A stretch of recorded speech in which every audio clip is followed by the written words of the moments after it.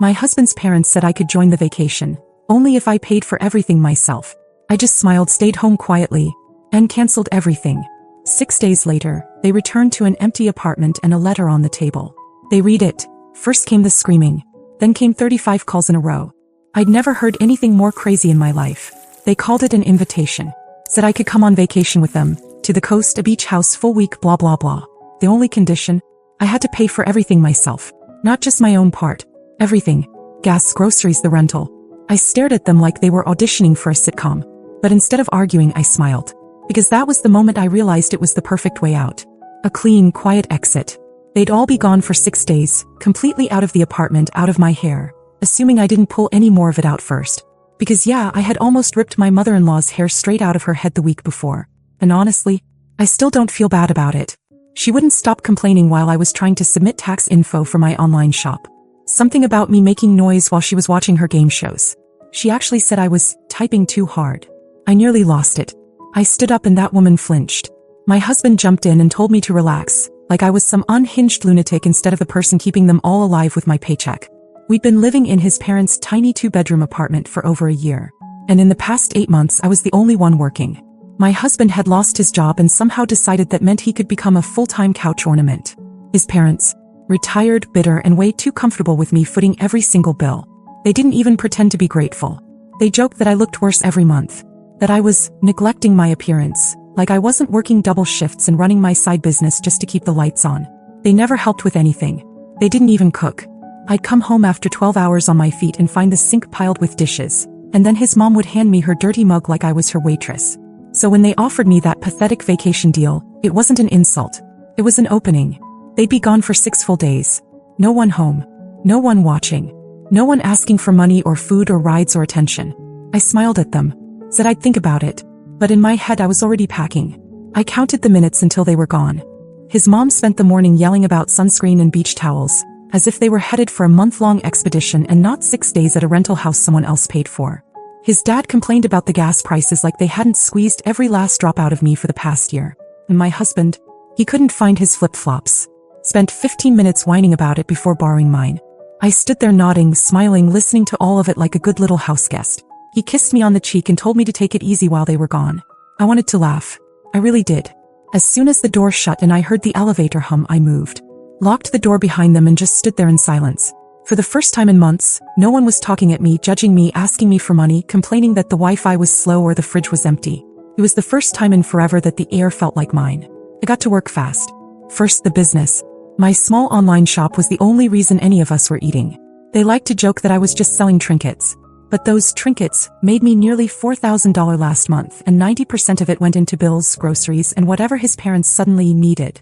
I paused all active listings, refunded a couple of pending orders, and sent out a temporary closure notice. Said I'd be back in a few weeks. I wouldn't.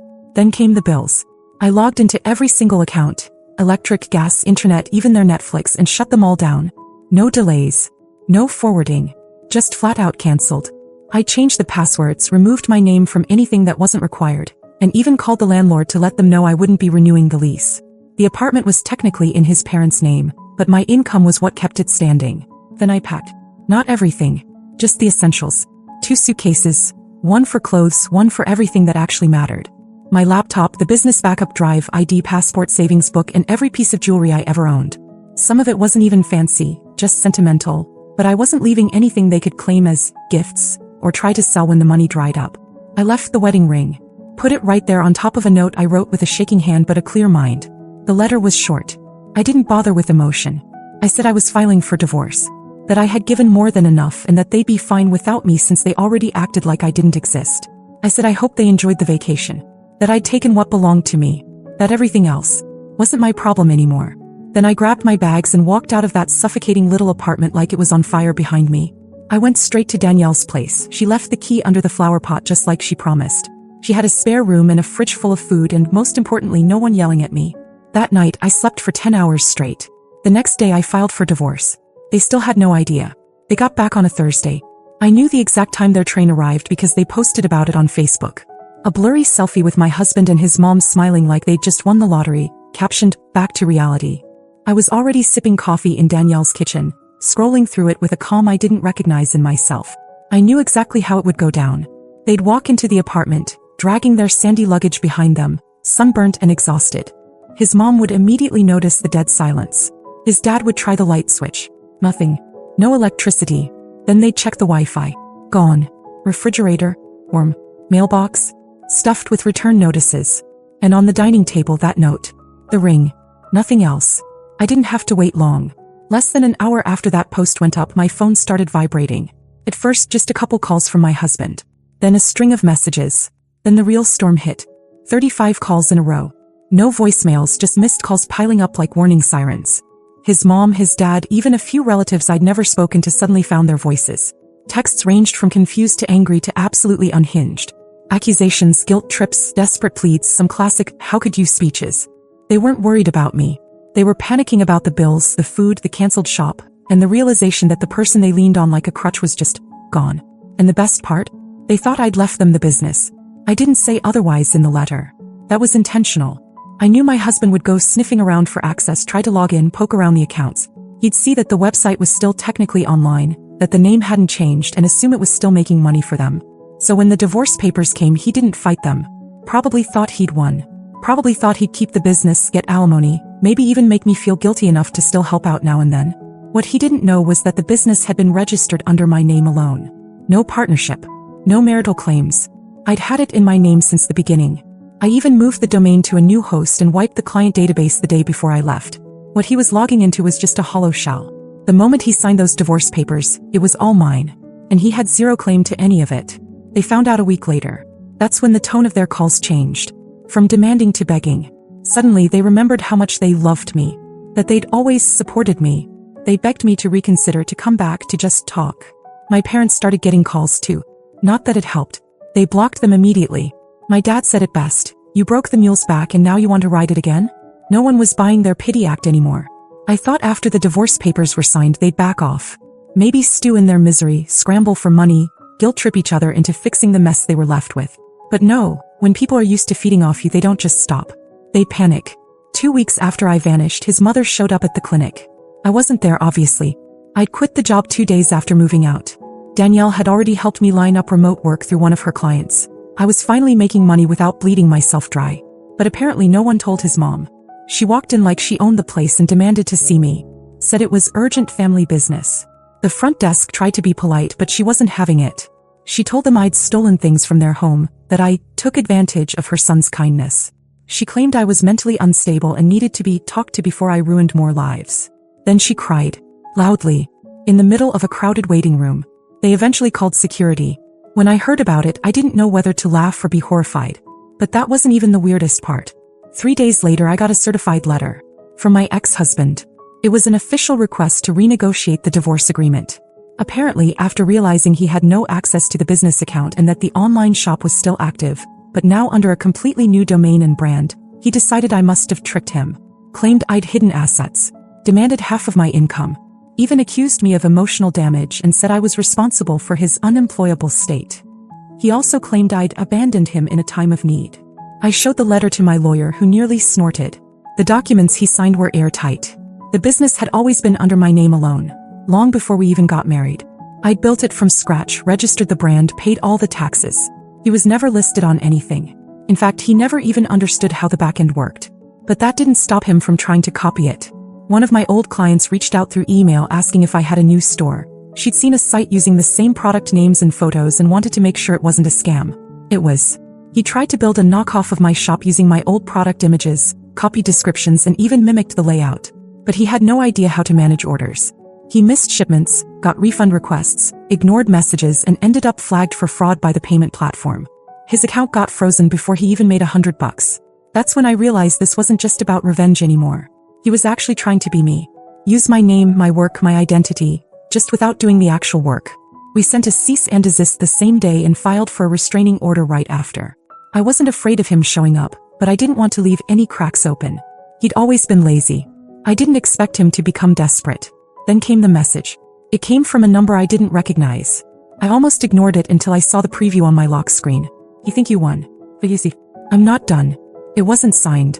Didn't need to be. For the first time, I didn't feel angry. I felt something colder. I didn't respond to the message. I didn't block the number either. I wanted to see if he'd be stupid enough to send something incriminating. My lawyer agreed. Document everything, don't engage. Still, for the next few days I kept looking over my shoulder when I went out. Danielle offered to install a camera by the front door and I didn't argue. But he didn't show up. What he did instead was try to turn people against me.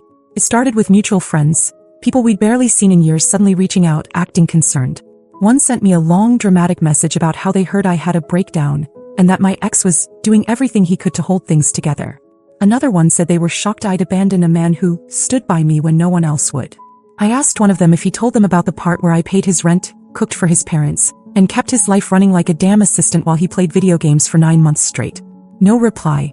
Then I started getting fake reviews on the new shop. 1-star ratings. Comments accusing me of stealing products, scamming customers, even faking reviews. The names were all slightly off. Some had his usual gamer tag variations, some were clearly his mother's phrases pasted into angry feedback. I contacted the platform, sent them all the proof, and they took everything down. But it kept escalating. He filed a police report. Said I'd stolen electronics, jewelry, even family heirlooms. Claimed I cleaned out the apartment and disappeared in the middle of the night. I found out only because a detective called me to follow up. I calmly explained everything, sent the receipts, the bank records, even a copy of the lease showing I'd paid every month since we moved in. It didn't go anywhere. But it shook me. He wasn't just bitter, he was delusional. The next day, Danielle's car was keyed in the driveway. We didn't see who did it. No cameras caught it. But there was a word scratched deep into the paint across the driver's side. Liar. Danielle looked at me and said, "He's not gonna stop, is he?" I didn't answer. But I already knew. I'd left that life behind. I'd taken my name, my money, my peace. He wanted it back. Or at least he wanted to ruin it if he couldn't have it. And I was starting to realize he might not care how far he had to go. I thought I was prepared for anything by then. But I wasn't prepared for the envelope that showed up at Danielle's. No return address. Just my name written in handwriting I recognized instantly. Inside were 2 things, a flash drive and a photo. The photo was of me and Danielle sitting on her porch. From across the street. I was laughing, holding a coffee mug. Danielle had her feet up. It was dated 3 days ago. My stomach dropped. I plugged in the flash drive, half expecting it to be corrupted or full of garbage. But it wasn't. It was a folder titled, "You Really Want This?" Inside were dozens of screenshots. Messages between me and old clients, drafts of product ideas, even my vendor invoices. Nothing illegal, but all of it taken from my old laptop. The one I left behind in a drawer because I thought it was broken. It wasn't. He'd kept it. I sat there staring at the files, realizing just how long he must have been planning this. Not just lashing out after the divorce. This was premeditated. He'd gone through my things before I even left. Downloaded files, copied designs, tried to clone the one thing he knew he couldn't rebuild himself. And now he was threatening to leak it all. To, I didn't know. Maybe clients. Maybe competitors. Maybe he just wanted to ruin my reputation enough to feel like he still had control. Or maybe he wanted me scared. Looking over my shoulder. Feeling like I could never truly leave. I called my lawyer again. She said it wasn't just harassment now. It was a legal threat. Blackmail. But we couldn't move without evidence he was the one who sent it. So I waited. 3 days later I got a message from one of his cousins. Someone I barely remembered. She said she didn't want to get involved but thought I should know something. She'd seen him with someone. Some guy he used to know from high school who worked in IT. Said they'd been bragging about unlocking stuff and talking about a big move. I asked her why she was telling me. He said because he's not right anymore. That he talks to himself sometimes. That he said something about sending a message that would make Brittany disappear for good. The next morning I packed my things again. Not out of fear but because I was done playing defense. I wasn't going back. But I wasn't hiding anymore either. He thought he could ruin me by dragging me through the past. But he forgot something. I built everything once. I could do it again. Only this time I'd make sure he was nowhere near it. Update. It's been almost 2 months since the envelope and things have finally quieted down. The restraining order is official and permanent now. My lawyer took everything. Photo, flash drive, messages, the statement from his cousin, and had it locked down tight. If he so much as drives down the wrong street he'll be in court faster than he can blink. I guess that finally got through to him because I haven't heard a single word since. No texts. No emails. No surprises. But I know silence doesn't always mean peace. After the envelope I moved. This time not into someone's guest room or a temporary fix. I found my own apartment. 1 bedroom, nothing fancy but it's mine. My name on the lease, my name on the mailbox, no one else's clutter in the drawers. The first night I slept there I kept expecting a knock at the door. Nothing came. It was almost eerie. Danielle helped me set up the place. We painted the walls a soft green, hung a few plants and sat on the floor with pizza the first night. She hasn't said it out loud but I know she's relieved too. He went through all of it with me. She didn't sign up for that kind of chaos, but she never stepped back. The business is better than ever. I rebranded completely. New name, new website, new packaging. Fresh logo, fresh client base. I didn't even transfer the old reviews, I started from scratch. And still, in just 5 weeks, it passed what I used to earn. There's something about creating without fear that makes the work easier. I haven't spoken to anyone from his family. Not a word. But I hear things. Quiet updates, whispers through mutuals. Apparently, they're living with one of his brothers now. Sold his dad's car to cover missed payments. His mom's been telling people she has chronic fatigue. I guess it's easier to say that than to admit the only person who took care of them is gone. And him? He's not working. So, tried to apply for some tech job but failed the interview because he couldn't answer basic questions. Word is he's been blaming the divorce for his decline. That I ruined his confidence. That's the part that always gets me. The man who did nothing expects everything and blames everyone when it doesn't appear in his lap. But here's the truth. I'm not angry anymore. I'm not even trying to teach them a lesson. That's over. I'm building now. Rebuilding myself, my life, the time they took. And I finally understand that closure isn't a door slamming shut. It's just walking so far away you can't hear the noise anymore. Still, I won't lie. There's part of me that stays alert. I know people like him don't let go that easy. He may be quiet now, but silence from someone like that doesn't last forever. And I've learned to trust my gut when it tightens without a reason. So I'm calling this the last update for now. But if he shows up again in any form, if he tries something new, if I catch his name in a corner I didn't expect, I'll be back here. Because I'm not afraid to talk anymore. Not now.